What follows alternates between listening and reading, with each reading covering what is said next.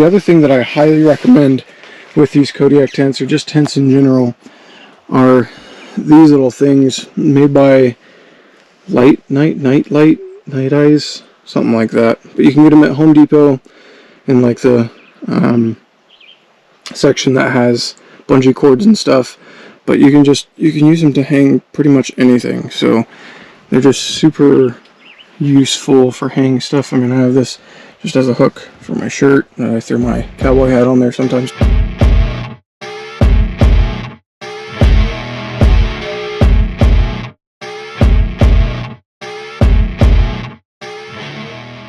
What's going on, guys? Welcome back to the channel. I'm doing a voiceover right now because the audio on this was horrible. So if you watched the video within the past 24 hours, it was terrible and I'm sorry. But hopefully you rewatch it again with some better audio quality. I just wanted to take this minute to show my camping setup for this year and go over some tips and tricks for the Kodiak tent 10x14.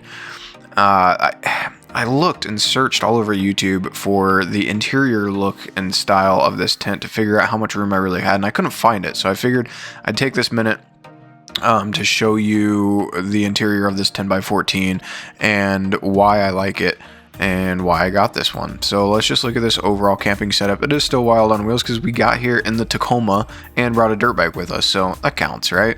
But I just want to do this really quickly to show you my setup for camping in 2023. And we're out here in Little Moab, which is over by Eureka, Utah, and it's just gorgeous out here. I found this new spot, and most of my friends come out tomorrow, but today it's just me, so it's pretty cool out here.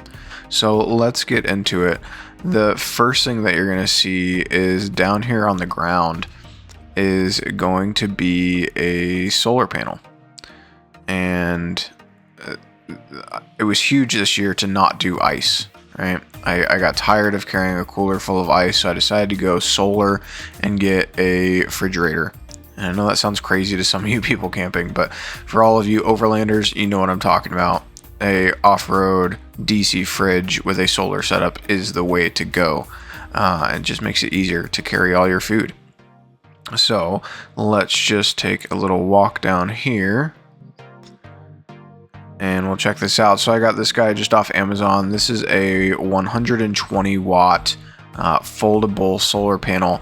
Now, if you buy a 120 watt solar panel, you really get like 80 to 90 watts. I think I was around about 84 during the day in direct sunlight like this out in the desert. So works pretty great. And then coming off of this solar generator, it comes right into the tent and it goes into my Gree-Cell power pack. I can't remember what these are called. Solar generator thing. It's 1,000 watt hours, and it just runs forever. This thing's awesome. Made by Gree-Cell, got off Amazon. And then right next to that is my Ice Co cooler. It's a JP50. Super quiet, super efficient. I tried a couple of different fridges out, and this one was by far the best. Has a C-Cop Danfoss compressor in it, so for anybody that's a nerd about that kind of stuff, it has like a 5-year warranty. It'll run forever. These things are awesome. I definitely highly recommend Ice Co. Now, looking around the rest of this tent, you're going to see a table. You're going to see on that table I have room for, all kinds of stuff, but I've got a queen size mattress in here because I like to be comfy. I punctured a hole in it so it's flat, but I got a queen size mattress in there. Up top is a little loft area that comes with the Kodiak Canvas tent for bags and such. I got my little buddy heater because it gets below 30 degrees here in the desert at night. Got my clothes in the back, a water tank for extra water for showers. I always have to have my shower when camping. That's the only way I can do it. And then yeah, the table, it's like a 6 foot by 3 foot, so it's got food on one side, personal items on the other side. The Kodiak Canvas also comes with a hanging bag up here. And this hanging bag's really sweet because it can just hold stuff. So I got like my spices and seasonings and stuff, and marshmallows. You gotta have marshmallows when camping, right? I think that's just a must have. So yeah, that's kind of cool that the Kodiak Canvas tent comes with that. As you can see overall, it's a big tent, right? Like it's got enough room. Now something I want to point in mind is keep in mind that a 10x10 is only that gray area. right, where the door and the window is, that's going to be the size of a 10 by 10. The 10 by 14 is the tan area that goes on either side of that greenish gray. So you get a lot more room in the 10 by 14. The 10 by 10 is quite small. The 10 by 14 is huge. So you kind of just got to choose which one you want. Do you want huge, where you can fit 3 or 4 queen size air mattresses or a bunch of crap like I have when camping? Or do you want one that just fits nice and snug? Either way, they set up exactly the same. I think it's the same amount of stakes too. So it really just comes down to personal preference. For me, I like to build an apartment when camping. So this worked out for me. On the bottom, you're going to see I have just a Harbor Freight moving pad, which works great. It was like $17 and just protects that lining for the Kodiak Canvas. Now, I want to get into a couple of tips and tricks for these tents, because I think they're vital and important for having this tent. The very first thing is it comes with 16 stakes. Yes, 16 stakes to stake this thing in. And the first thing I'll say is throw that stake in a bag somewhere and get lag bolts. Okay, these are 1/2 inch by 8 inch lag bolts with like a bag of spacers that are like $6, or washers, sorry, bag of washers that are like $6. But get these lag bolts; they make it so much easier. You just hammer drill that into the ground, and what would have taken you 15-20 minutes to pound 16 stakes just took you like 4 to 5 minutes to put all these lag bolts in.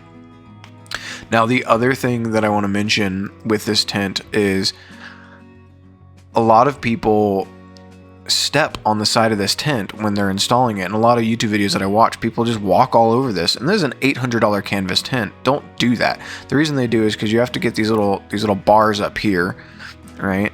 You got to put those in place, and then you got to put this springy bar that's up on top. You got to put that in place before you can raise it up. So a lot of people walk on top to get to those things before they raise it up. But I'm telling you, all you have to do is put each of the 4 corners down. That corner, and the other 2 corners. Do 4 corners first. And then you have enough play in this to put your foot underneath it and kind of push the canvas back with your foot. And then you can just kneel down on it. So it just makes it a lot easier to do that. And then you can get all that stuff up on top. And then you can put this pole in, erect it, put it up, and then you can finish putting the rest of your stakes or lag bolts in. That way you're not walking on top of your canvas tent. You can do the exact same thing on this side, right? Once you have your 4 in, then you can put your foot underneath here, push it back, kneel down on it, and get the roof part situated. And that springy bar. I add the Y, so I'm not saying the other brand on accident, because this is a Kodiak Canvas. But you want to get that all done, and then you put the rest of the lag bolts in on the side, and it makes it way easier. So that's some tricks there, the 2 biggest things. Overall, I love this tent. I'm glad I went with the 10 by 14. I did a ton of research, watched a ton of videos. Like I said, the biggest thing is I didn't see the interior, but I'm super glad that I went with the 10 by 14. I'd rather have more room and not need it than have less room and not enough. So here you'll see this is a 1978 Yamaha dirt bike that I picked up the day before coming out to this camping trip. It's not a Yamaha engine, it's something entirely different, but that's going to be next weekend. We're going to talk about that, and we're going to take this thing out, my buddy Miles, and we're going to do some things. I'm still tinkering on it, doing some upgrades to it, changing it around, trying to get some more horsepower out of it. So we're going to mess around with that. It's going to be awesome. More Wild on Wheel stuff. But overall, thanks for watching. I hope this was informative for anybody looking at Kodiak tents. And for those that just follow me for Wild on Wheels, I'm sorry this was a little bit of a different direction. But I hope you enjoyed. Thanks for watching. Please like and subscribe. I do this because people watch. So have a great day.